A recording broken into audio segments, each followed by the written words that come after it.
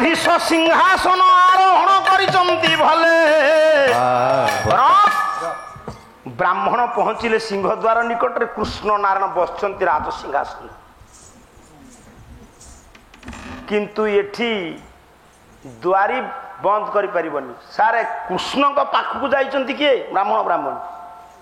ଆପଣ କୌଣସି ନେତା ମନ୍ତ୍ରୀଙ୍କ ପାଖକୁ ଗଲେ ଆପଣ ଯାଇକି ତାଙ୍କ ପାଖରେ ଗୁହାରି କରିବେ ନା ସେ ଆସିବା ଦ୍ୱାର ବନ୍ଧୁକୁ ଆପଣଙ୍କ ଗୁହାରି ଶୁଣିବାକୁ? ନା ନା, ଯାହାର କାମ ସେ ଯିବେ ଆଉ। ଏଠି କୃଷ୍ଣ ଆସିବେ, ଦେଖେ କେମିତି ସେ ବ୍ରାହ୍ମଣଙ୍କ ପାଖକୁ। କଣ କହୁଛୁ ସାର୍? ହଁ, ଦେଖି ବ୍ରାହ୍ମଣଙ୍କ ପାଖରେ ଥିଲା ଅମୋଘ ଅସ୍ତ୍ର। ସେ ଅସ୍ତ୍ର କଣ? ଯୋଉ ଅସ୍ତ୍ର ଭଗବାନ କୃଷ୍ଣଙ୍କର ହୃଦୟକୁ କମ୍ପଉଥିଲା। ବ୍ରାହ୍ମଣ କହିଲେ, ବ୍ରାହ୍ମଣୀ ରୁହ, ମୁଁ ବେଦଧ୍ୱନି କରିବି। ବ୍ରାହ୍ମଣର ଅମୋଘ ଅସ୍ତ୍ର ହଉଛି ବେଦଧ୍ୱନି। ଏବେ ଯଦି ଗୋଟେ ମନ୍ତ୍ରୀ ପାଖକୁ ଯିବେ, ତା ସିକ୍ୟୁରିଟି ଗାର୍ଡ ଥିବ, ବେଦଧ୍ୱନି କଲେ ସେ କହିବ ସାରକୁ ଯା, ପୁରା କଣ ଗଡ଼ ବେଦଧ୍ୱନି କରୁଛନ୍ତି। କଲା ଚନ୍ଦ୍ରମା ମନସ ଜାତ ସୂର୍ଯ୍ୟ ଚକ୍ଷୁ ଶ୍ରୋତାଦ ବାୟୁଷ ପ୍ରାଣ ମୁଖାଦ ଅଗ୍ନିରୁଜାୟତ। ବେଦଧ୍ୱନି ପ୍ରଭୁଙ୍କ କର୍ଣ୍ଣରେ ବାଜିଛି। ପଦ୍ମତଳ ଗାଇଲେ ଯେମିତି ଫୁଫୁକାର କର ଖର୍ତ୍ତରୁ ବାହାରି ଆସ। ପ୍ରଭୁ କହିଲେ, ଏ ସକାଳୁ ସକାଳୁ ବେଦଧ୍ୱନି। କେଇ ଜଣେ ନୈଷ୍ଠିକ ବ୍ରାହ୍ମଣ ପ୍ରଭୁ ଉଠି ଆସିଛନ୍ତି ସିଂହାସନରୁ। ଯେତେବେଳେ ଦେଖିଛନ୍ତି ଜଣେ ବ୍ରାହ୍ମଣ, ଯେହେତୁ ତାଙ୍କ ପାଖାପାଖି ଠିଆ ହେଇଛନ୍ତି, ସେ ନିଶ୍ଚିତ ତାଙ୍କ ବ୍ରାହ୍ମଣୀ ହେଇଥିବେ, ଧର୍ମପତ୍ନୀ ହେଇଥିବେ। ଭଗବାନ କୃଷ୍ଣ ନାରାୟଣ ବ୍ରାହ୍ମଣୀକି ନମସ୍କାର କଲେ। କୃଷ୍ଣ ନମସ୍କାର କଲେ? କୃଷ୍ଣ ତ ସ୍ୱୟଂ ଭଗବାନ। ଏ ରାଜା ବ୍ରାହ୍ମଣୀ କେମିତି ନମସ୍କାର କଲେ? ଚୁପ୍, କେମିତି ନମସ୍କାର କଲେ? ବେଳେ ବେଳେ କାର୍ଯ୍ୟ ସାଧନ ହବାର ଥିଲେ ଆପଣଙ୍କୁ ଯିଏ ଜମା ନମସ୍କାର ହଉନଥିବେ, ସେ ପୁରା ନଈକି ନମସ୍କାର ହେବେ। ଆମେ ତ ପାଲାବାଲିଆ ତୁଣ୍ଡ ପାଠରୁ ବାହାରି ପଡିବ। ଯେମିତି ପରିସ୍ଥିତି ହେଇଛି, ମୁଁ କହିଲି ବାପା ତୁ ତ ସବୁବେଳେ ଦେଖୁ ବଜାରରେ ନମସ୍କାର ହଉନୁ, କାହିଁ ହେଲୁ? ତୁ ଭାବୁଛୁ ମୁଁ ତତେ ଦେବି? ନା, ମୁଁ ମୂଳରୁ ତୋ ପାଖରେ ଅଯୋଗ୍ୟ, ମାନେ ଏବେ ଜାଣିବୁ ଅଯୋଗ୍ୟ। ସମ୍ମାନସ୍ପଦ ଗାୟକ ମାସୟ ପଦ୍ୟ ରଚନୀରେ ଆପଣଙ୍କ ପାଲା ପରିବେଷଣରେ ମୁଗ୍ଧ ହୋଇ ଶ୍ରୀମତୀ ସବିତା ଷଡ଼ଙ୍ଗୀ ପାଟପୁର 101 ଟଙ୍କା ଅର୍ପଣ କରିଛନ୍ତି। ଆଶା କରି ସାଦର ଗ୍ରହଣ କରିବେ। ଯାହା ହଉ ଏତେବେଳେ ଆଇଲା। ହଉ, ଏତେବେଳକୁ ନୃସିଂହ ତାର 2000 ଉର୍ଦ୍ଧ୍ୱ ହେଇଗଲାଣି। କଣ ସେ ଜାଣିଛି କେଜାଣି? କାଲି ବିଲକୁଲ ଶୋଳ୍କ ଫଳକ କିଛି ବୋଲିଲାନି, ପଦ ବୋଲିଲାନି। ଏତେ ପଇସା ଆମେ କାଲି ଦିନ ବେଳେ ବାଣ୍ଟି ଦେବା ପଇସା। କଣ କିମିଆ ଜାଣିଛି? ଏଇ ପୁଅ, ଏ ପୁଅ ଧେୟ ସଦା ସବିତୁ ମଣ୍ଡଳ ମଧ୍ୟବର୍ତ୍ତୀ ନାରାୟଣ ସରସିଜାସନ୍ନ ସନ୍ନିବିଷ୍ଟ କେଉରବାନ ମକର କୁଣ୍ଡଳବାନ କିରୀଟିହାରୀ ହିରଣ୍ମୟ ବପୁ ଧୃତ ଶଙ୍ଖ ଚକ୍ର। ସେ ସୂର୍ଯ୍ୟଙ୍କ ଭିତରେ ଥିବା ନାରାୟଣ ମୋ ସବିତା ମାଙ୍କର କଲ୍ୟାଣକାରୀ ହୁଅନ୍ତୁ, ପରିବାର ବର୍ଗଙ୍କର କଲ୍ୟାଣକାରୀ ହୁଅନ୍ତୁ। ବୋଲ ଆନନ୍ଦ କବାର। ବାବୁ, ସିଂହଦ୍ୱାର ଯେତେବେଳେ ବେଦଧ୍ୱନି କରିଛନ୍ତି, ପ୍ରଭୁ ଉଠି ଆସିଲେ, ନମସ୍କାର କଲେ କୃଷ୍ଣ ନାରାୟଣ। ଆଜ୍ଞା, ଧୀରେ ଧୀରେ। ଆପଣ ତ ପାଟି କରୁଛନ୍ତି, ହବ କଣ? ଧୀରେ ଧୀରେ। ଆଚ୍ଛା, ବ୍ରାହ୍ମଣ ରାଜାକୁ ନମସ୍କାର କରିବ ନା ରାଜା ବ୍ରାହ୍ମଣକୁ ନମସ୍କାର କରିବ? ଗୋଟେ ବେଳେ ବେଳେ ଫିଲ୍ମରେ ଦେଖିଛୁ ଆମେ, ବ୍ରାହ୍ମଣ କଣ ଯାଇ ନମସ୍କାର କରନ୍ତି ଜମିଦାରଙ୍କୁ? ଆଜ୍ଞା, ନମସ୍କାର କରିବେ? ଭାରତର ପ୍ରଧାନମନ୍ତ୍ରୀ ବି ତାଙ୍କ ପୁରୋହିତକୁ ନମସ୍କାର କରିବେ। ହଉ ବାପା, କଲ୍ୟାଣକାରୀ ହୁଅନ୍ତୁ। ତୁମ ଠେଇ କଣ ଅଛି? ତୁମେ ନିରୀହ ପ୍ରଜା, ତୁମ ଠେଇ କିଛି ନାହିଁ। ବଦମାସ ହେଉଛି ସେଇ ମାଗୁଛି ମତେ ଓଲଟା ପଇସା। ମୁଁ ପଇସା ଦେଇନି ବୋଲି ମୋର ଗୋଟେ ଯୋଉ ମଠାଟେ ନେଇଯାଇଛି। ନେଇକି ଯା ମଠା, କିଛି ଟଙ୍କା ଦେବିନି। ଟଙ୍କା ଭଲ ବାଟରେ ଲଗାନ୍ତୁ କି ମନ୍ଦ ବାଟରେ ଲଗେଇବ, ଯାହା ଖାଇବୁ କହିବୁ ଦେବି, ଟଙ୍କା ଦେବିନି। ହଲିସି ପିଇବୁ ଦେବି, ଅଙ୍ଗୁର କରି ଖାଇବୁ ଦେବି। ଅଙ୍ଗୁର ଖା, ଲିଭର ଠିକ ରହିବ। ଆଉ ସିଗାରେଟ କାହିଁକି ଟାଣୁଛୁ? ତୋ ଠାଇ ମାଉଁସ ଅଛି, ସିଗାରେଟ ଟାଣୁଛୁ? ସେଗୁଡ଼ା ବିଷ ଜିନିଷ ଖାଅ ନା, ଅଧା ପେଟେ ଖାଅ। 50 ହେଲା ପରେ ତୁମେ ଅଧା ପେଟେ ଖାଅ ଯଦି ଡାଇବେଟିସ୍ ପେସେଣ୍ଟ ମୁଁ ଡାକ୍ତର ନୁହଁ ଡାକ୍ତର କହିଛନ୍ତି ଅଧା ପେଟେ ଖାଅ ଭୋଗ କଲେ କାକୁଡି ମୂଳା ଗାଜର ଚୋବାଅ ଏ ପୁଅ କଣ ପୁଅ ବୁଝାଉଛ ଏଇ ପୁଅକୁ ଧର କାଲି ନେବି କିଛି କର ମୋ କହିବାର ତାତ୍ପର୍ଯ୍ୟ ମଣିଷ ଖାଦ୍ୟରୁ ଗୁଣ ସୃଷ୍ଟି ହୁଏ ଆମେ ମାନଙ୍କର ପରମ ଶତ୍ରୁ ହଉଛି ରୋଗ ରୋଗର ମାନକୁ ଦେଖି ଡାକ୍ତର ଔଷଧ ଦେବେ ହେଲେ ମହୌଷଧି ଆପଣଙ୍କ ପାଖରେ ଲେଖିଲେ ବ୍ୟାସ ବହି ସଂସ୍କୃତ ମହାଭାରତ କହିଲା ସଂସାର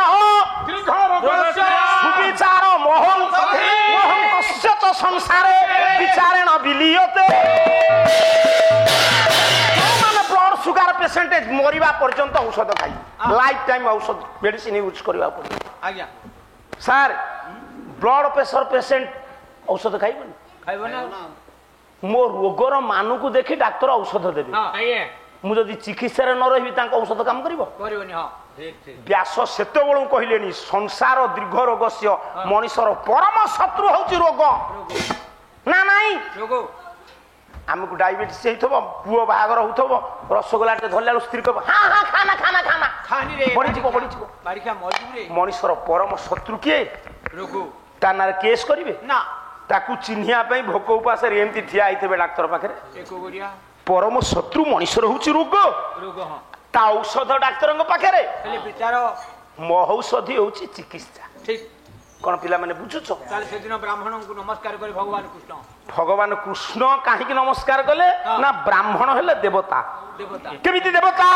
କହିଲା ଦୈବାଧୀନ ଜଗତ ସର୍ବ ମନ୍ତ୍ରାଧୀନ ଦେବତା ଏ ମନ୍ତ୍ର ବ୍ରାହ୍ମଣାଧୀନ ମାତ ବ୍ରାହ୍ମଣ ଦେବତା ଇଏ ଜଗତଟା ହେଲା ପଣ୍ଡିତେ ଦେବତାଙ୍କର ଅଧୀନ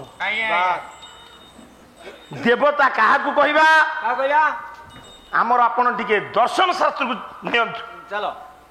ଆପଣ ମାନଙ୍କର ଦେଖନ୍ତୁ ସ୍ୱର୍ଗ କହିଲେ ଯହ ସୁଖମ ଗଛତି ଯସ୍ମିନ୍ ସହ ସ୍ୱର୍ଗ ସ୍ୱର୍ଗ ଦେବତା କହିଲେ କିଏ ଗୋଟେ ଉପରେ ବସି ନାହାନ୍ତି ନା ଆପଣଙ୍କ ଭିତରେ ଦିବ୍ୟ ଗୁଣ ସୃଷ୍ଟି ହେଲେ ଆପଣ ହେବେ ମୋ ପାଇଁ ଦେବତା ଦେବତା କୌଣସି କାରଣରୁ ମୁଁ ଘୋର ବିପତ୍ତିରେ ସମ୍ମୁଖୀନ ଆପଣ ଆପଣଙ୍କର ଦିବ୍ୟ ଗୁଣ ବଳରେ ଆପଣ ମତେ ସେ ବିପଦରୁ ବଞ୍ଚେଇ ଦେଲେ ଆପଣ ମୋ ପାଇଁ ଦେବତା ଦେବତା ଠିକ ସୂର୍ଯ୍ୟ କାହିଁକି ଦେବତା କହିଲ ନା ଯେତେ ଭଲ ଖାଦ୍ୟ ଖାଅ ସୂର୍ଯ୍ୟ କିରଣ ନ ପଡିଲେ ହେଇପାରିବନି ନା ଚନ୍ଦ୍ର ଦେବତା ଦେବତା ପବନ ଦେବତା ପାଣି ଦେବତା ଅଗ୍ନି ଦେବତା ଯାହା ଯେଉଁମାନଙ୍କ ପାଖରେ ଦିବ୍ୟ ଗୁଣ ଅଛି ସେମାନେ ଦେବତା ଇଏ ଜଗତଟା ହଉଛି ଦେବତାଙ୍କର ଅଧୀନ ଆଜ୍ଞା ଦେବତା କାହା ଅଧୀନ କହିଲ ନା ମନ୍ତ୍ରାଧୀନ ଦେବତା ଦେବତା ମନ୍ତ୍ରର ଅଧୀନ ହେଲେ ଦେବତା ତେ ମନ୍ତ୍ର ବା ବ୍ରାହ୍ମଣାଧୀନ ସେ ମନ୍ତ୍ର ଗୁଡ଼ିକ ହଉଛି ବ୍ରାହ୍ମଣଙ୍କର ଅଧୀନ ବା ତସ୍ମାତ ବ୍ରାହ୍ମଣ ଦେବତା ମୁଁ ବ୍ରାହ୍ମଣ ଘରରେ ପୁଅ ହଁ ପାଠ ପଢିଲି ବେଶ ମନ୍ତ୍ର ଶିଖିଲିନି ହଁ। ହୋଟେଲରେ ପ୍ଲେଟ ଧୋଇ ବେଶ ଦେବତା ନା ଦିବ୍ୟ ଗୁଣ ସମ୍ପନ୍ନ ବ୍ୟକ୍ତିତ୍ୱକୁ ଦେବତା କୁହାଯିବ ତାହେଲେ ସେଦିନ ବ୍ରାହ୍ମଣଙ୍କୁ ଭଗବାନ ନମସ୍କାର କଲେ ଦେବତା ହଉଛନ୍ତି ଉତ୍କଳମଣି ଗୋପବନ୍ଧୁ ଦାସ କାହିଁକି ନା ତାଙ୍କ ଭିତରେ ଯୋଉ ଦିବ୍ୟ ଗୁଣ ସେ ଏକ ଆଦର୍ଶ ଦେବତା ହଉଛନ୍ତି ଆପଣ ମାନଙ୍କର ଜାତିର ଜନକ ମହାତ୍ମା ଗାନ୍ଧୀ ଦେବତା ସୁଭାଷ ଚନ୍ଦ୍ର ବୋଷ ସୁଭାଷ ଚନ୍ଦ୍ର ବୋଷ ଦେବତା ମାନେ ଏଇ ଜାଗାରେ ବହୁତ ଅଛନ୍ତି ଖୋର୍ଦ୍ଧାଗଡ଼ରେ ସେ ଦିଗମ୍ବତ ହେଇଗଲେଣି ଦିବଙ୍ଗତ ହେଲେ। ପୁଅ ସାଡକୁ ଯିବିନି ନା ତେଣୁ ବ୍ରାହ୍ମଣକୁ ନମସ୍କାର କଲେ ନମସ୍କାର କଲା ବେଳେ କୃଷ୍ଣ ନାରାୟଣ ଦେଖିଲେ ବ୍ରାହ୍ମଣ ବ୍ରାହ୍ମଣୀ ଦୁଇ ଜଣଙ୍କ ଆଖିରେ ଲୁହ ବା କାହିଁକି ଆସିଛନ୍ତି ପଚାରି ନାହାନ୍ତି କୃଷ୍ଣ ନମସ୍କାର କରି ସାରିବା ପରେ ବ୍ରାହ୍ମଣ ଆଶୀର୍ବାଦ କଲା ପରେ କୃଷ୍ଣ ଦେଖିଲେ ବ୍ରାହ୍ମଣ ବ୍ରାହ୍ମଣୀଙ୍କ ଆଖିରେ ଲୁହ ସେଇଠି ଓଲଟା ବାଣ ଚଢେଇଲେ କୃଷ୍ଣ କଣ କହିଲେ କହିଲେ ଗୋସାଇ ହଁ ଆପଣ ଜଣେ ଭୂସୁର ଆପଣ ଜଣେ ବିଜ୍ଞ ପ୍ରାଜ୍ଞ 36 ପାଟକ ରାଜା ଆପଣଙ୍କ ଆଖିରେ ଲୁହ ଶୋଭନୀୟ ନୁହେଁ କାହିଁକି ଲେଖିଲେ ବ୍ୟାସ ବହି ସଂସ୍କୃତ ମହାଭାରତ ପୁଅ କହିଲା ଦୁଃଖଞ୍ଚ ସୁଖଞ୍ଚ ଭବା ଭବଞ୍ଚ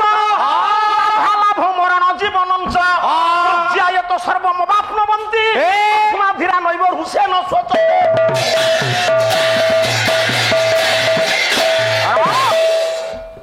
ଯଦି ପ୍ରକୃତରେ କିଏ ଯୋଗ୍ୟ ଲୋକ ହେଇଥିବେ ଦୁଃଖ ପଡିଛି କାନ୍ଦିବେ ନା ମୋ ସ୍ତ୍ରୀ ମତେ କଣ କହିଲା ମୁଁ ମରିବି ନାଇଁ ସ୍ୱାମୀ କଣ କହିଲା ମରିବି ନାଇଁ ସଂସାର କରିଛନ୍ତି ଆପଣ ମାନେ ଦୁଃଖ ସହିତ ସଂଘର୍ଷ କରନ୍ତୁ ଠିକ ଇରେ ଦୁଃଖ ସହିତ ଯିଏ ଯୁଦ୍ଧ ନ କରିଛି ସେ କି ପୁରୁଷ ବା आमे संसार करिछे दुख आसीबो सुख आसीबो सामना करबे ना हानि आसीबो लाभ आसीबो हाँ। आपण कोटिपति हेले भी 365 दिन आपनकर समान जीवन ना तेणु करी मो कहिबार तात्पर्य तमे ब्राह्मण ही कांदुच जेमती अंधार आलोक दुख सुख हानि लाभ सत्य मिथ्या जन्म मरण याकू पर्यानुक्रमे आमको भोगिबाकू पड़िबो वाह शीत बेले को आम निंदा करि परिबानी कि खरा दिन को प्रशंसा करि परिबे ना वर्षा दिन को निंदा करि परिबानी ना ये पर्यानुक्रमे आमको भोगिबाकू पड़िबो जेमती खरा वर्षा शीत सेमती सुख दुख हानि लाभ आपण कांदिबार कारण कोन कौन पाई आपण को परि विज्ञ ब्राह्मण कांदुचंती मते कहंतु सुनंतु प्रभु कहंतु निर्द्वंद्व स्वतस्फूर्त भाव में परिप्रकाश करंतु हे द्विज वर 8टा पुओ मोर मरीगले आज्ञे भाविली नवम संतान बंचिब तेणु करी आपण संसार बंधन रे बांधी हेले आज्ञा ब्राह्मणिक गर्भरू नवम संतान जन्म हला परे कुआ शब्द कहवा मात्रे सी भी मरी चली ताले मोला पिला आपण मो पाखो आनी छंती काई के दया करी यही पुओटी के मोर बंचै दियो नाई प्रभु बसई मना करंतु नाही प्रभु से पुओ को मु बंचई परिबिनी दया करी यही पुओटी के मोर बंचै दियंतु हाथ जोड़ी देले ब्राह्मण कले ठाकुरे आपण बंचई चंती बोली मु आसी आपण बंचई चंती बोली मु आसिले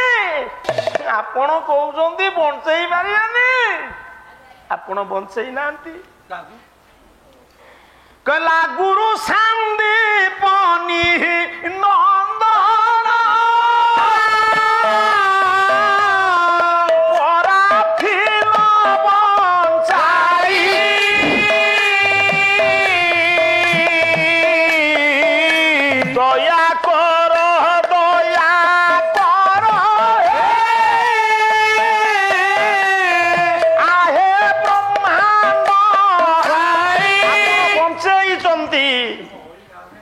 बंचेबार सामर्थ्य आपण भितर अच्छी दया करंतु आपण थोड़े देखिले मो ब्राह्मणी की धैर्य बेले बेले चेता शून्य दया करी प्रभु ठाकुरे ए ठाकुरे मो पुओ को टिके बंचई दियंतु प्रभु दया करंतु प्रभु मु आपण पाद तले पड़ी प्रभु से पुओ बंचिबोनी कहीं बंचीबनी से कना अच्छे बंचिबो आपण परा मला पुओ को बंचई जंदी गुरु पुओ बोली बंचेबे मो पुओ बंचेबेनी ब्राह्मण बुझेइले कहिले भगवान कृष्ण बुझेइले कहले गोसाई हां जे थोरे चाली जाईची से केमिति फेरिबो कहला जावत जननं तावत मरणं तावत जननी तावत जननी इतिम संसार सुत तरु दोष कथमिय मानव ये मोला हे पिले हां आ गोटे जगह जन्म ने आ बंचियो कोन आज्ञा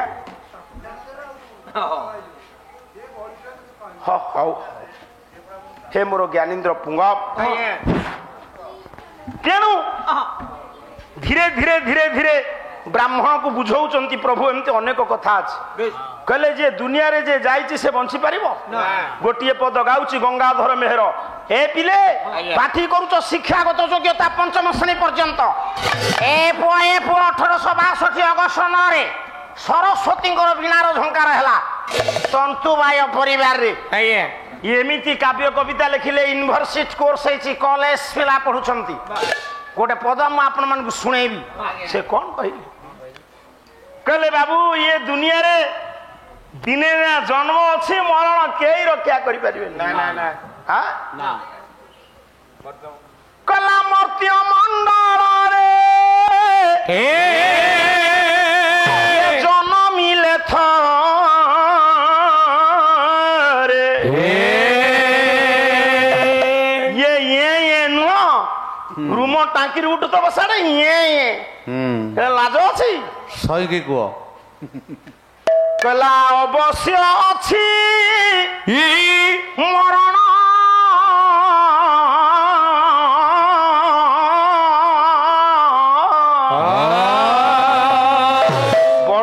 ନରସିଂହପୁର ଯାଏ ଯିବ ଲମ୍ବି ଯିବ ସର୍ବଗ୍ରାସୀ କାଳ ପ୍ରତି ନିମିଷରେ ସର୍ବଗ୍ରାସୀ କାଳ ପ୍ରତି ନିମିଷରେ ସର୍ବଗ୍ରାସୀ କାଳ ପ୍ରତି ନିମିଷରେ ସର୍ବଗ୍ରାସୀ କାଳ ପ୍ରତି ନିମିଷରେ ପରଛିଲା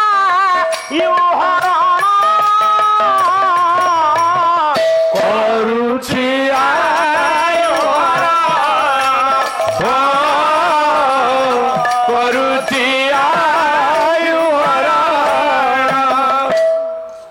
ଭୋକାଲ ଏ କୋଉ ସ୍ୱର ଗାଇଦେବି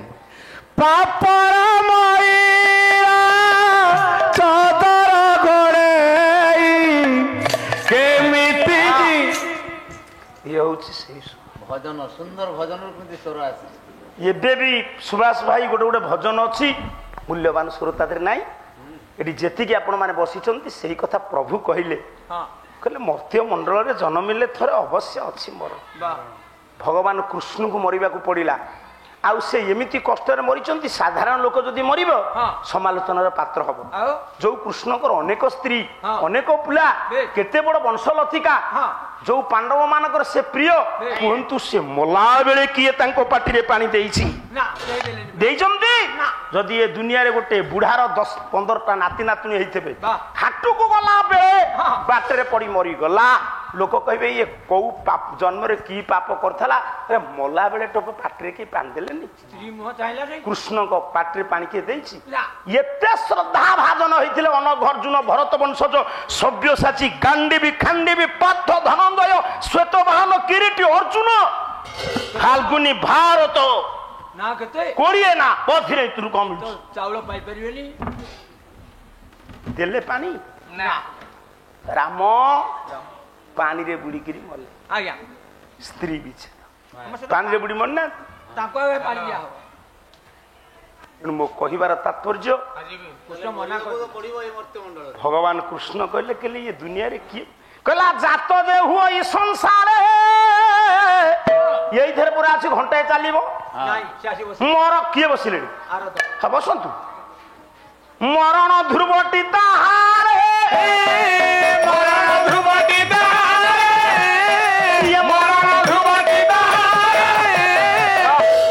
ସେ ବା କହିଛି ଭାଇନା ଟିକେ ବେଶୀ ସମୟ ଗଡ଼େଇ ନେବୁ ମୁଁ କଣ କରିବି କାଲି ଏତେବେଳକୁ ଆମ ପାଲା 10:05 ମୁଁ ଛାଡ଼ିଲି ଆଉ କିଛି ସମୟ ପରେ 10:30 ହବ ସେ ତାଙ୍କର ବେଳାବେଳି ଆସିଥାନ୍ତା ନା ମୁଁ କଣ କରିବି ଚୁପ୍ ହେଇବ ସାନ ଭାଇ କହିବୁ ସାଡେ ଯାଇକି ତାଙ୍କ ଘରେ ଶିଖେଇବୁ ତାଙ୍କୁ ମୂର୍ଖ ପାଳିଆ ଏଠି ଯେତିକି ଆପଣ ମାନେ ବସିଛନ୍ତି ସବୁ ଶୁଣନ୍ତୁ ଆଜ୍ଞା ତୁ କେମିତି କାଲି ତାଙ୍କ ବସା ଘରକୁ ଯିବୁ ମୁଁ ତତେ ଦେଖିବି ଆଉ କିଏ ପଖାଳ ଖାଇବ କିଏ ଇଏ ଖାଇବ ମାଛ ଭଜା ଯୋଉ ମାଛ ଭଜା କହିଲାଣି ଭେଣ୍ଡି ଭଜା ଖାଇବ କିଏ ତ ଆମିଷ ପଶିବନି ବଡି ଚୁରା ଖାଇବ ସେ ମାନିବାକୁ ପଡିବ ଗାଲୁଆ ଅନୁଷ୍ଠାନ ଲୋକ ମୁଁ ତୁମକୁ ମୁଣ୍ଡିଆ ମାରୁଛି ତୁମେ କେମିତି ଚିଡ଼ି କାହିଁକି ନା ଗୋଟେ ଅନୁଷ୍ଠାନରେ ଥରେ ଏଇ ନୃସିଂହ ତା ଚ୍ୟାନେଲ ଲାଗିଛି ବରଂ କହିବି ଗୋଟେ ବୁଢାଟେ ବୁଝୁଛନ୍ତି ସେ ଦାଣ୍ଠୁଆ ବୁଢା କହିଲା ସଜନା ଶାଗ ଖାଇବି ସେ ବୁଢା ଆଣିକି ଦେଲା କହିଲା ମୁଁ ଛୁନୁ ଛୁନିଆ ଶାଗ ଖାଇବି ବୁଢା ଦେଲା କହିଲା ମୁଁ ଶେଉଳ ମାଛ ଝୋଳ ଖାଇବି ବୁଢା ଦୌଡ଼ିକିରି ଆଣିକି ଦେଲା ସବୁ କହିଲା ପରେ ମୁଁ କାହିଁ ମିଛ କହିବି ବୁଢାକୁ କହିଲି ମୁଁ କହିଲି ଦେଖ କେମିତି ତୁମକୁ ଦହଗଞ୍ଜ କରୁଛି ସେ ବୁଢା କହିଲା ହଁ ପାଲା ଟିକେ ଗାଉଛି ବୋଲି ମୁଣ୍ଡରେ ବଇଛି ମୁଁ କହିଲି ବୁଢା ଯେମିତି ଯାଉଛି ମୁଁ କହିଲି କହୁନୁ ପୋଦନା ପତ୍ର ଚଟଣି ଟିକେ ଦବ ଇଏ ତ କହିଦେଇଛି ବୁଢା ରାଗି ମାଥି ପଞ୍ଚମ ଚାନ୍ଦା ଆଦାୟ କରୁଛି କିଏ ଦେଇନି ଇଏ କହିଦେଲା ଟିକେ ପୋଦନା ପତ୍ର ଚଟଣି ଦଉନା ବୁଢା କହିଲା କାହିଁ କହୁନୁ ତୋ ପାଇଁ ଗୋଟେ ବାହାଘର ଯୋଗାଡ଼ କରିଦେବି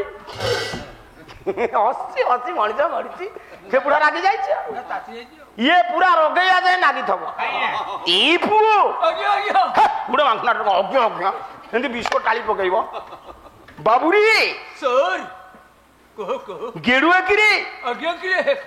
କାହିଁ ଧକ୍କାଟେ ପକଉନୁ ଇଏ ଏମିତି ନଥିଲୁ ତାଙ୍କରି ସଙ୍ଗରେ ପଡ଼ିକିରି କୁସଙ୍ଗୀର ଏଇ ପଳ ବାବୁରେ ଆଜ୍ଞା ବ୍ରାହ୍ମଣ କୁ ବୁଝଉଛନ୍ତି ପ୍ରଭୁ କହିଲେ ଜାତ ଯେ ହୁଏ ସଂସାରେ ମରଣ ଦେହ ବହିଲେ ନିଶ୍ଚୟ ମରି ଦେହ ବହିଲେ ନିଶ୍ଚୟ ମରି ମରଣ ଛାରେ କି ପଡରି ମରଣ ଛାରେ କେମିତି ଜଗତସିଂହପୁର ବ୍ରେକ୍ ହଁ ବା ହଉନାହିଁ ଠିକ ହଉଛି ତୋର ହଉନାହିଁ ସେଡ ନେଇ କହ ଦେହ ବହିଲେ ନିଶ୍ଚୟ ମରି ଦେହ ଆମେ ତାଙ୍କୁ ଆଖିରେ ହାଣି ଦେବୁ କଣ କରିବ ତାଙ୍କୁ ଆଖିରେ ହାଣି ଦେବା ଭାରି ଆଣନ୍ତୁ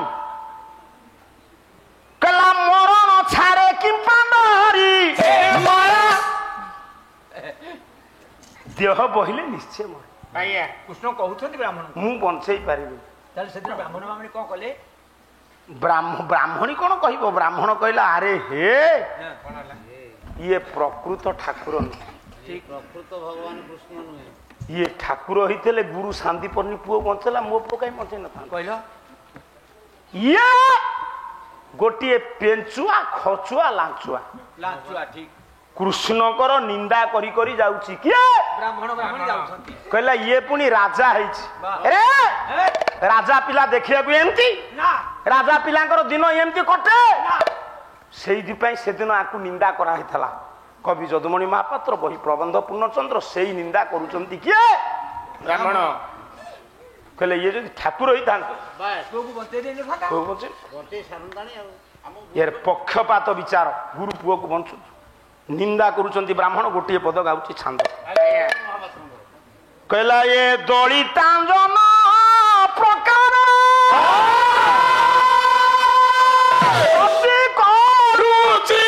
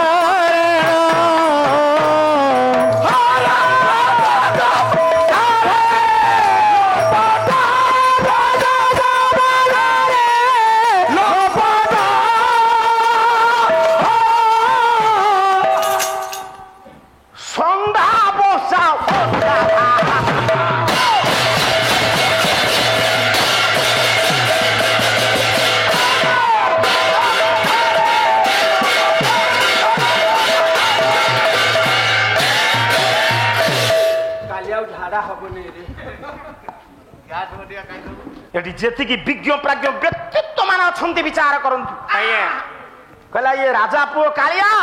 না গোরা মা মানে যে কলা আখিরে পিন্ধুଛନ୍ତି তাକୁ বারম্বার দଳନ কলে ইয়ে কালিয়া ভুয়া বে চিকন রাজা পিলা পাঠ পড়িব না গাই জগিব ইয়ে পিলা দিনে গাই জগিতা ଗୋଥି ଏମିତି କଣ କହୁଛ ଗୋଥି রাজা পিলা কাইঁচ মালি পিন্ধিব না চেন পকাবে না মরি ভয়া রাজা পিলা ময়ূর চন্দ্রিকা মুন্ডে খসিব না সুবর্ণ মুকুট ইয়ে রাজা পিলা যুদ্ধ করিব না यार बैकग्राउंड ठीक है ना ये गाय जगिला निंदा करी करी चालीछि चारू एई थइला आउ सड़क सारजो ये भागवत कथा बा जेमिति अलंकार जेमिति साहित्य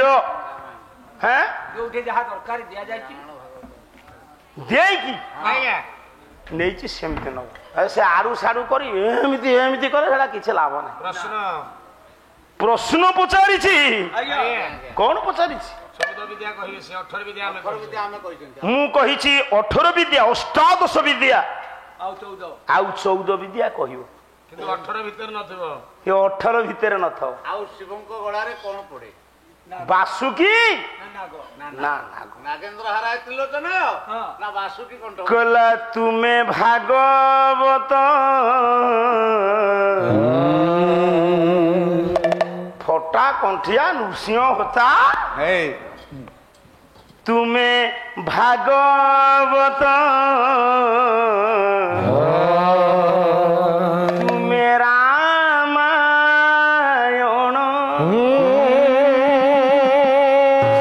ତୁମେ ପ୍ରବଚନ ତୁମେ ପାରାୟଣ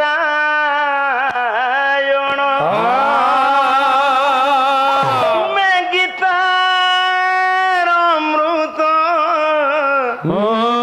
ଇଏ ଉଚ୍ଚାରଣ ଗାଇବା ଭାଗ ମାପ ସେ ପାଇନି ନା ହେ ନାରାୟଣ ହେ ନାରାୟଣ ହେ ନାରାୟଣ হে নারায়ণ তুমি ভাগবত তুমি রামায়ণ তুমি ভাগবত তুমি রামায়ণ তুমি প্রবচন তুমি পারায়ণ তুমি গীতার অমৃত উচ্চারণ হে নারায়ণ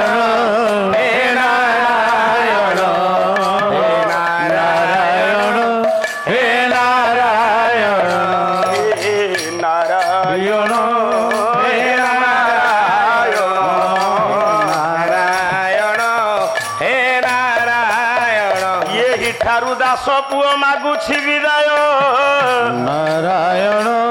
হে নারায়ণ প্রশ্ন সহিত বিষয় বস্তু শুনিবে মহাশয় হে নারায়ণ বেড়ে ননা পুয় করুଅছি অলি নারায়ণ হরিবোল সঙ্গতরে দেবে হুড়হুড়ি করতালি নারায়ণ শরণ রক্ষণ মহাবাহু সর্বে আনন্দ সাগর হরিবোল হুড়হুড়ি করতালি ये विश्व दुख